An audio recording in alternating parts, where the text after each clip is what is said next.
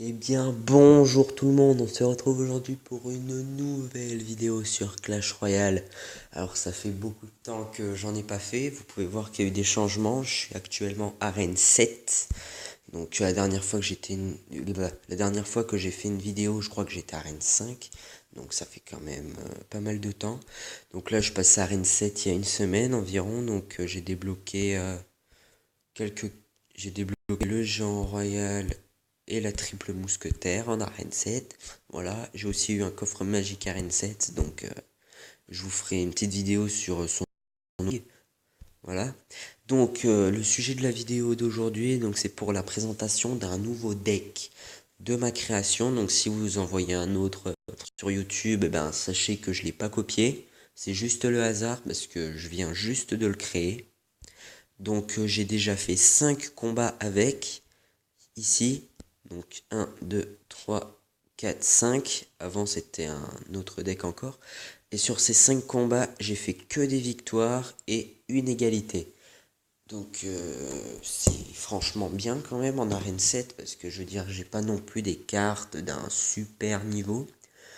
Voilà, donc vous pouvez voir aussi que j'utilise la roquette franchement qui est très utile. Elle me sert à détruire, à achever par exemple une tour ou quoi, parce qu'elle fait quand même 448 dégâts sur les tours couronnées, donc c'est vraiment énorme. Franchement, c'est super gros. Voilà, donc aussi on a la tour de l'enfer, parce que en ce moment c'est le géant qui est joué dans quasiment tous les decks. C'est aussi très utile pour gérer un cochon, puisque pour l'instant le géant il est très utile, il fait très mal, mais à partir de lundi, ça dépend quand est-ce que vous verrez la vidéo, mais le 19 septembre, à la mise à jour, on l'utilisera plus, mais bon, pour l'instant, c'est vraiment très très utile.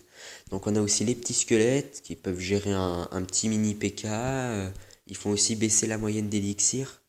La Valkyrie, donc elle, la Valkyrie, elle est obligée dans tous les decks, hein, d'après moi. Avec ça, on peut gérer une sorcière, un géant sorcière même. Voilà, donc avec les squelettes et la Valkyrie, on peut gérer un géant sorcière quand même, donc c'est franchement pas mal. Le sorcier, bah, lui, c'est pour gérer par exemple une horde ou une armée de squelettes derrière un cochon. Les petits esprits de feu qui sont toujours sympas. Tout aller derrière une Valkyrie ou un cochon, donc ça fait quand même bien mal. Et les flèches, donc vous pouvez voir que j'ai le zap, hein, mais les flèches, elles sont franchement bien aussi. Voilà. Donc ça coûte 3, le zap 2, mais c'est pas grave, parce que les flèches, c'est un plus grand rayon d'action et ça fait un peu plus mal. Voilà, donc on est petit, je vais un peu vous montrer comment se joue ce deck. Voilà, donc on est contre un autre niveau 9. Donc Rogue Seben de Murphy's G7 Team. Ok. Donc déjà il joue Golem, donc nous ça ne nous inquiète pas trop, parce que on joue Tour de l'Enfer. Donc on s'en fiche un petit peu. On va mettre nos petits squelettes ici, on va vous voir. Hop, regardez. Oh, ok. Donc, il nous joue une horde de minions niveau 10. Donc ça fait vraiment très mal. Donc sa Fireball qui nous détruit le petit sorcier. Regardez la tour de l'enfer là qui gère son golem avec une grande facilité. Donc le golem, s'il n'est pas défendu, il fait très très mal. Mais bon, qui ne défend pas une grosse troupe après tout, hein.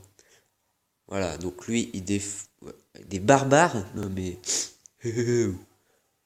Donc là, on a géré les barbares, mais il y a son bombardier qui fait tout de même très mal.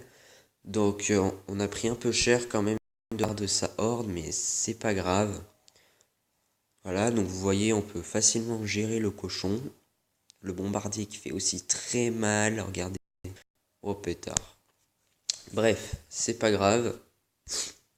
Donc là, on se prépare, on va jouer notre cochon derrière, on va mettre notre petite Valkyrie devant. On va rajouter ça au cas où ils nous mettent une... Ok, ça c'est bien. Voilà, et là le cochon qui tape, qui... Ah, j'aurais bien aimé qu'il mette encore un petit coup. Mais bon, c'est déjà mieux. Voilà, donc là, les petits squelettes qui empêchent la mousquetaire de tirer sur notre tour. Voilà. La sorcière qui est gérée très facilement. Le bombardier aussi, ça fireball qui nous fait très mal. On va envoyer cochon avec une petite roquette qui va détruire 2 barbares d'ailleurs. Hein. Ça c'est vraiment sympa. Voilà. Donc il nous met un cochon. Donc c'est pas grave. Puisque le cochon là c'est bon. On a le petit squelette qui dévie le barbare aussi. Puisque même si c'est que un barbare, ça peut quand même faire bobo. Les petits esprits de feu. Les esprits de feu qui est une carte de plus en plus utilisée, hein, je trouve. Après la mise à jour. Voilà, on lui a pris sa première tour. Hop, il nous met golem ici de YOLO. Parce que voilà. Donc comme je suis pas sympa, je lui mets le petit bonhomme qui pleure. Voilà. Et voilà. Donc vous pouvez voir, franchement, c'est un deck qui... C'est pas tellement quelque chose pour faire 3 étoiles, c'est plus vous à l'usure. À chaque fois, vous faites un peu plus de dégâts, puis encore un peu, puis encore un peu, puis encore un peu. À la fin, bim, sa tour, elle tombe. Et après, vous jouez sur la défense. Kiri, TDE, sorcier. Voilà. Donc, la roquette, donc vous avez pu voir, qui est souvent sous-estimée, mais franchement, qui est très très utile. Vous avez vu cochon roquette là, ça a tout cassé. Voilà. Donc c'est la fin de cette vidéo. Donc n'hésitez pas à vous abonner, mettre un petit like parce que ça vous coûte rien, c'est très sympa. Mettez dans les commentaires ce que vous pensez de ce deck. Voilà, donc en plus c'est un deck sans légendaire parce que moi j'en ai pas non plus. Donc dites-moi dans les commentaires ce que vous en pensez, si vous aussi vous avez des decks et voilà. Donc c'est fini, je vous dis à très bientôt. Allez, ciao.